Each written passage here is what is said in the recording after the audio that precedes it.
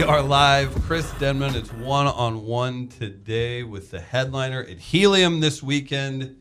His name is Jamie Kennedy. Jamie, what's up, man? Good to see you. How are you, buddy? Better now, man. It's nice to see you in town. You came into some lovely weather from Los Angeles, man. Your show got canceled last night, so I think people are going to pack it out the rest of the weekend. Yeah. You got a half an inch.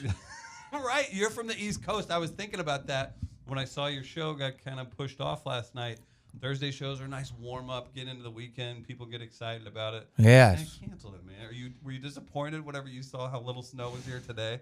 Yes. I was going to say, where you grew up, it was probably a little more serious with the snowfall. I mean, L.A. gets more snow. I Right. mean, jeez. Yeah. Outside the Viper Room. Right? Yeah. And I was, and I was sitting in my hotel room going, I could be doing comedy right now. Did you fly? You still flew in? Yeah. Oh, that's even worse. I know. I was hoping like you had exhaustion and you had to do like a day of rehab or something like to go and like this was a cover by the club, but no, it was actual. It was literally a weather. But you were looking for a scandal. Yeah, man. No. I was hoping for that. Yeah. No, it was literally a snow day. It was How boring is that? Yeah, I was going to say that's tough too because you have a job where you actually do want to go show up and have some fun, whereas everybody else is like, "Fuck yeah, snow day." Yes.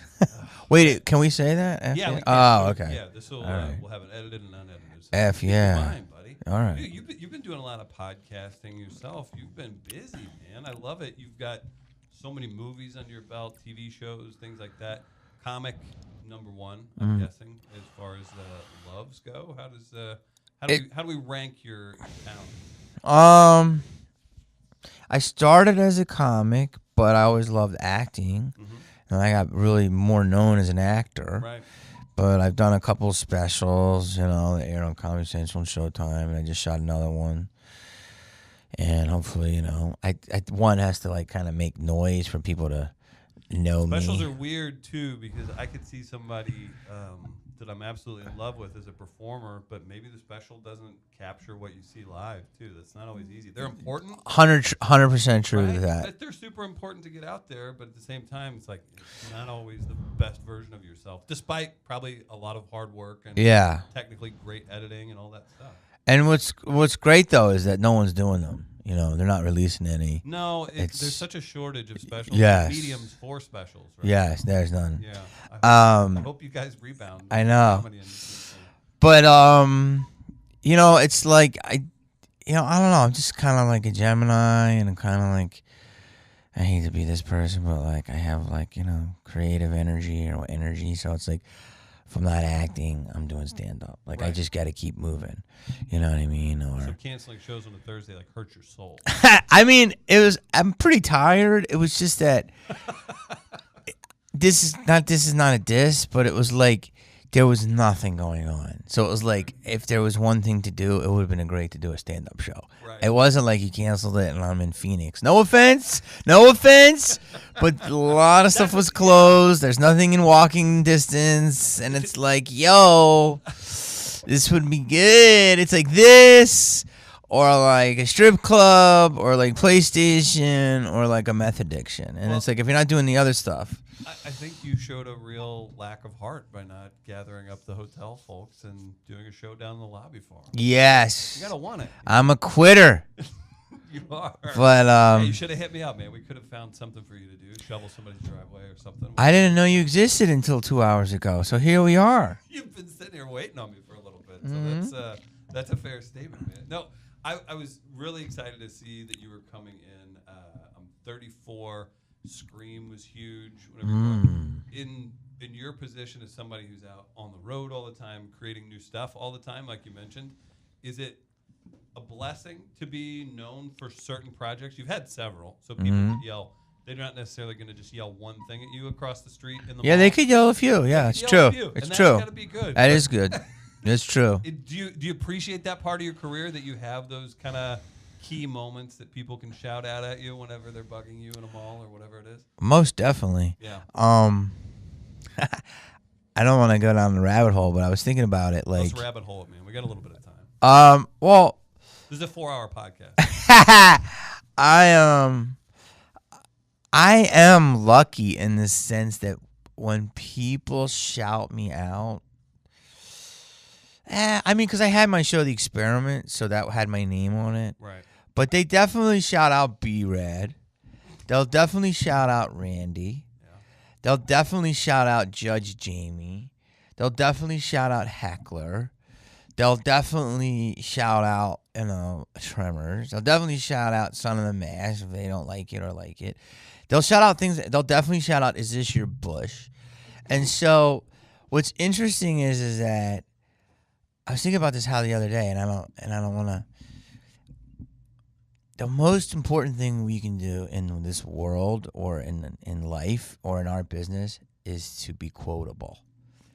And I have been in a lot of quotable things.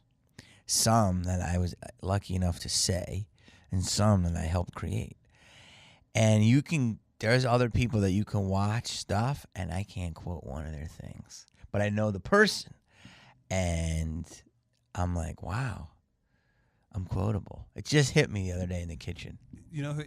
Am I lying? I mean, no, you can be blunt with me, but I believe I am. Immediately, that's true. And it made me.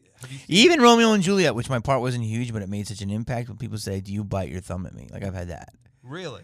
I've had. That's got to be a really cool feeling. It's awesome because, like you said, it's multiple genres. And even Ghost Whisperer, I get more, housewives that love Ghost Whisperer. So I do feel like I've touched multiple ends of the spectrum, and I cannot complain. No, not at all. all. It's the American dream. Yeah, I have. So if people yell at my face all day, I mean, sometimes maybe it can get annoying if I'm in a bad mood or whatever. But I am lucky because it is that I'm not known for just one thing. Somebody was telling me about an actor the other day. I don't want to name names or whatever. They were mad, but they were mad. The host was mad at the actress because the actress didn't want that credit brought up, but that's pretty much what she was known for, and they were mad about it. And I was like, I understood the actress's point, I understand the host's point, but it's like, if that, you got to go where you go, right? Yeah, and you have to embrace, and there's a difference between politely asking somebody about a huge project that they're known for and then exploiting them and being a dick about it, right? Yeah. If you walk in and I start screaming one of your roles at you and you're like, this isn't really what I signed up for. Yeah. That's a lot different than casually bringing it up as a milestone in your career. Yeah. Yeah, there's a big difference with that. I was curious, too. It reminded me, just your statement, when's the last time you saw Tom Green's stand-up? He has a bit that encapsulates what you just said, and I don't want to give the whole thing away. But it's essentially saying, like, hey, could you name the Oscar? Can you give me one sentence from whatever movie won Best Film last year? But then he can rattle off something from his critically trashed movie, and the whole crowd's like, freaking out. That's awesome. It's good, and it's a good way to kind of turn the tables on people. That's awesome. It's true, man. Like, yeah, you can quote, your bum is on my face, You can. Right. Yeah. It's true. No, it makes sense. It is just about making whatever it is. I mean, even if it's like, Cash Me Outside. I know it's not traditional, stardom, but it's the new wave of stardom. But when I was filming Tremors in South Africa, people at a restaurant were saying that phrase. That's insane. Yes, that's just insane. And that girl is only 15 now. That was like 13 in Africa. So I get annoyed with some social medias and stuff like that, but I respect that. Yeah. And obviously you want stuff to last forever, but I was raised by it was like, Chinatown or Halloween or Porky's. Those are the quotes, Right. But it doesn't have to just be movies anymore. It has to be. It can be anything. It doesn't even have to be dialogue. It can just be a movement. It could be a meme. 5-second video. Yeah, it could be a meme, dude. Face. There is a guy that if you end up going to the Loop while you're here, I'm trying to think of the meme. He's basically, it's a black dude standing at a podium and he's just kind of looking off to the side. You would know the meme if you saw it. It's everywhere. The guy works at a store a few neighborhoods away from here. So people walk by and they stop dead in their tracks when they see the guy. Because he's this like world famous meme that's just everywhere. Wow. And then he's working in a store, and I don't know, just kind of shows the power of how things can travel, and it doesn't all have to be traditional in any sense, does it? Yeah, no. What's the podcast game been like for you? Obviously, you're very easy to chat with, and it's part of your Well, I've been doing guests on different people's podcasts, and there's a lot of great ones now, and like you're talking all things comedy. I've done some of those guys, and I've done Theo's and Bobby Lee's, and Theo, man, he seems like he's blowing up. Yeah, he's blowing up. It's great. Yeah, it's cool to see that, isn't it? Oh, it's awesome. Self-made. And he's doing it his own way. He's doing it, and it's like literally like his fans come out because they listen to him and they know him. I like that too. He's like such a Southerner, and he's embraced hardcore on the West Coast. And oh yeah. It's nice that can translate. He's really original, and I started messing around with trying to do one. I do one now. It's called I Hate to Break It to You, but I have to be honest. Like I got to get a crew to help me because I'm not regular with it. Right. And when I do it, I would say like 8 of the 10 I've done are good. Like a couple of them are a little sloppy because I need help. Right. But when I do it, I do put my effort into it. But it's a to-do, man. It is. And I think it's really. It is a to-do. And if I'm traveling all the time and I don't have a producer and it's like me and my assistant and he'll help, but it's like, it's a to-do and I got to like really commit to it. But it's like I get busy, and then sometimes I think maybe I'll be the guy that does one every couple weeks, and then when it's good, it'll be I'll just focus on it being better because there are a lot of them that talk too. Yeah, and it's tough too because you can even be a big enough name. I mean, there's only a couple people who can do it sporadically, and it works still, but they're still doing a ton of them all the time. But there's so much more work.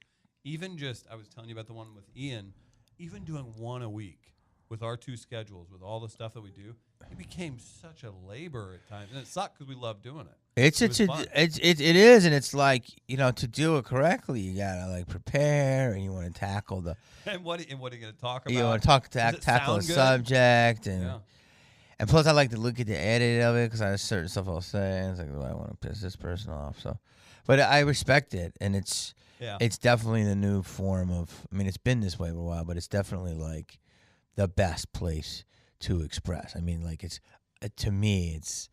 I don't want to say this too loud, but come on, it's rendering talk shows obsolete. Yeah, you get the realest experience on a podcast, and it's like the amount of stuff I have to jump through to do a talk show in terms of like stand up. Like I gotta do like this certain stuff, and they're not even really considering me. And it's like, I can do a hit on someone's podcast and get more. And it's like the only reason I'm doing it is to stay relevant in that genre, which may not be relevant.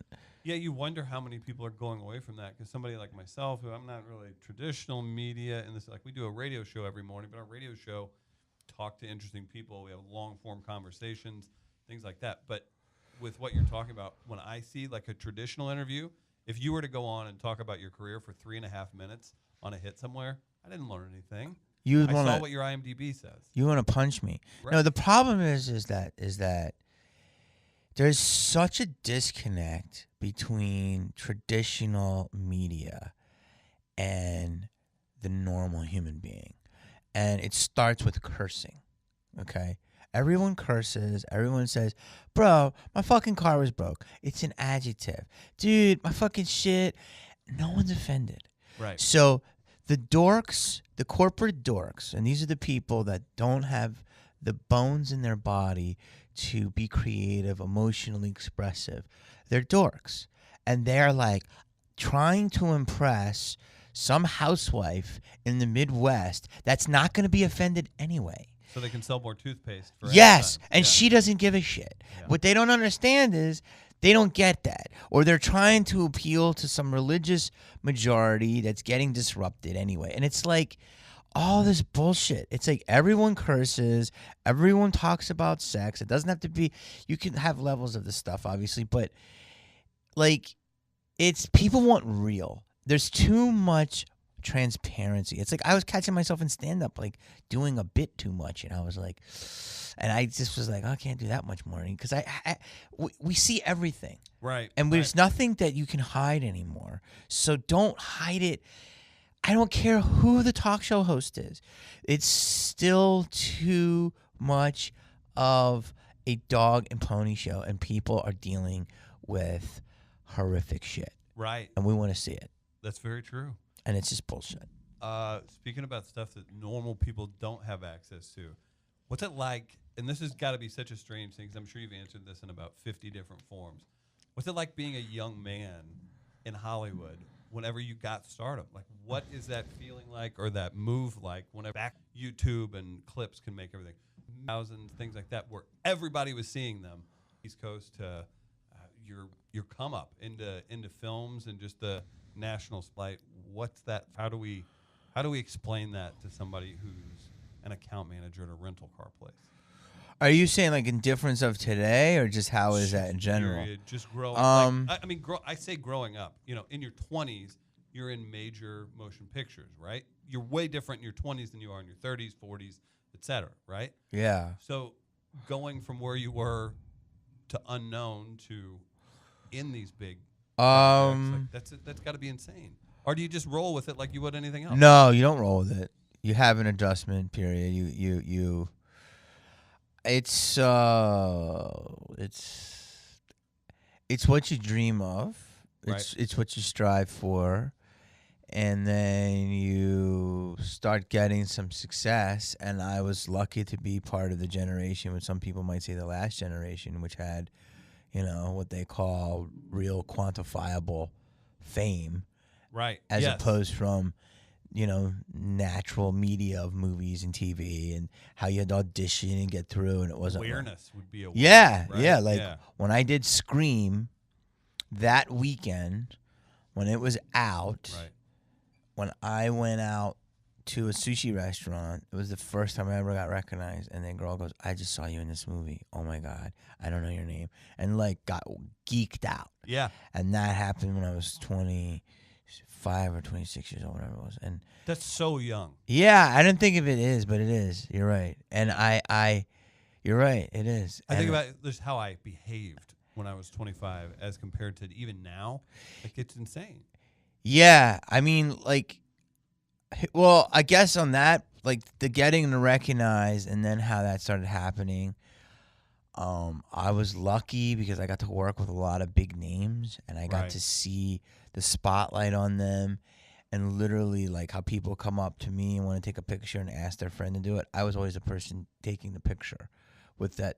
I was always they wanted a picture with someone more famous. Right. So I learned a lot. I was lucky that way, and it was kind of gradual, and it wasn't something huge. It was huge, but I was a part of something. Did anybody influence your behavior as far as that? Were they a bigger star at the time? It's yeah. You know what I mean? Where it's monkey see, monkey do. You're not gonna tell somebody to buzz off for asking for a picture. Well, always the cream rises to the top. So all the big people are always great.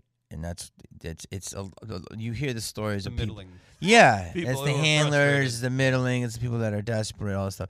But one of the people that really I learned from, and whether she knows it or not, was always Courtney Cox. When I was doing Scream, and there were days off, and I would have coffee or something. Or I remember I went out and she was we're all eating, and then I don't know, we had the same schedule, we ate a meal or coffee or something. And she was always constantly getting swamped, and she was the most gracious person, and she was just so sweet to everybody, and it definitely has to get tiring. And so that doesn't mean you're a jerk. Too, no, if you can barely keep your eyes open and somebody's thieving your time. Yeah, and she was always, and I watched her, and I could just, she led by example. That's amazing. Too. Yeah, and that was at the height of Friends. Right. You talk about she couldn't walk around the street. True stars. Yeah. I mean, that too. And I think about that too. When did Scream come out? 96? 96. So middle schoolers, that's what they did. They got dropped off. I'm saying that as the middle schooler who would go to the theaters and see that. You didn't have your phone to play with at home. No. If you went to the movies on the weekend. Middle school, everybody. Yeah. It was a different time, and that's crazy to think of. In such a short time, things can change so much. And I have to tell you that I'm lucky because I'm not a druggie or a drunk, sometimes try a little weed or, have some drinks, but I'm not crazy like that. But I did love, going to parties and stuff, but I was always aware, and I guess my parents raised me, pretty good. I was always aware of, everything is kind of, could go away, and also real quick. Yeah, and also it's it's a journey, man. And it's I want to do this forever, so I don't want to. So I wasn't doing whatever crazy shit, but you do have moments. I mean, I'll tell you this: it's crazy, like how people take every picture today, like, and it's coming back to get people now anyway. But like stories about people, but like there's definitely stuff that I did. We all did crazy stuff that it was like wasn't documented like it is today. You know what I mean? Oh so my it's like, God. Yeah, I can't imagine. but yeah, I mean, but it's fun. It's like why you getting some. The problem is like stuff that everybody wants to do. You know what I mean? So it's just like, yeah, and there's a little bit of a jealousy factor. Yeah. And I think that kind of that's what it does. Yeah. People get jealous, they want exposed and stuff, but it's at the end of the day, it's what everybody does. I have this joke I'm trying to figure out, like, where do you see people more happy? You know, when they're in a Vegas pool, a day party, or church. What's man's natural state? I think it's to rage. Right. Yeah, people want to they want to fucking be around chicks in bikinis, do drugs, and listen in the techno. Right. I mean, and acting like there's something that they're probably not. Or no, they just want to let loose. People want to let their inner animal out, and it's like people just have to admit that. Because it's like no one really wants to sit in church and be repressed. Very true, and that's the part of people that casts other people down because they're jealous they don't get to let their barbed wire tattoo hang out. Exactly, but be wary of that. Yeah. And anybody that's pointing the fingers too hard, they're always a smoking gun. Man. Oh yeah. It's the senator tapping his toe under the airport bathroom stall who's been rallying against gay marriage too much. Yeah. He's like, he's just trying to get his on the side without you knowing. Yeah. That's kind of how it works, isn't it? Yeah, and I just think that's what I'm saying when we're talking about the news and all this stuff. It's just come on, man. I mean, quit with the bullshit. Quit with the dumb shit. Quit with the dumb cooking segments on your dumb shows. Like, be fucking real. Let's talk about talk it. fucking have some real. Fun. Yeah, there's so Let's many just more talk interesting fucking things out real. there. It's so many people, and there's such a disconnect between what the fuck is really how people feel and how people are portrayed how they feel. Right. And that's another big fucking thing. That's why podcasts are great because they get really exposed. You can't go on and fake it if you have to have a long form conversation. No, and it's just. But I think there's a huge shift happening. I think there's a huge awakening happening. I think shit's changing. It's gonna change crazy, man. I think the world technology is right on the brink of no return. Like, good thing or bad thing? Depends on where your mind's at. You know, like I was always trained to adapt or die. But there's going to be certain things that we just can't even begin to. Can't fathom. Well, I mean, yeah, like AI is going to like the Wall Street. So scary. Well, the Wall Street Journal just did a story. It was like 2 days ago. It's like AI is going to disrupt society more than realized. Really, dumb shits? Where the fuck you been since 2009? Where the fuck have you are the Wall Street Journal saying this? Like, have you not read Valleywag? Did they not know anything about Silicon Valley? Like, if anyone has gone up there, I mean, just as a comedian going up and doing shows there, and it's like, how do you not know this? Like, of course it is, and it's like, it's cracking me up. Like, I don't think people realize the wave is coming, and I don't think there's nothing we can do. So there's going to be a lot of great shit. Like, that's one of the things Stephen Hawking said before he died, wasn't it? Oh, like, yeah. Look the fuck out. Oh, yeah. And it's really, people really don't know. I mean, like, jobs are like, just last night, just here, I went to Schnucks. Yeah. Which is your guys' version of whatever, Acme. Yeah. And the lady was there, and it was I had a fascinating interaction with her without her knowing. You have, in, what you consider this the Midwest, but it's pretty progressive, I think, here. Sure. And you guys had your own takeout, self checkout. Mm-hmm. So there were 6 things, and it's pretty dope. Like, you scan it yourself, and they can tell if you don't put something in the bag because it weighs. So you scan it doesn't go in. It goes, put it in the bag. Put it in the bag. It knows if you're stealing. Right. And the lady was there, and she was kind of just overseeing us, and there's 3 of us. And I could see she was annoyed that we didn't know exactly how to use it. But she was also annoyed. But she was also scary that thing was kind of doing her job. Right. So I could see she's overcompensating a little, like she's being a little snippety with you because she's mad. She was a snippety, but I could just sense the thing that's annoying that she has to deal with us to learn how to do this, but also annoyed that at any minute that thing she's not going to be needed to watch.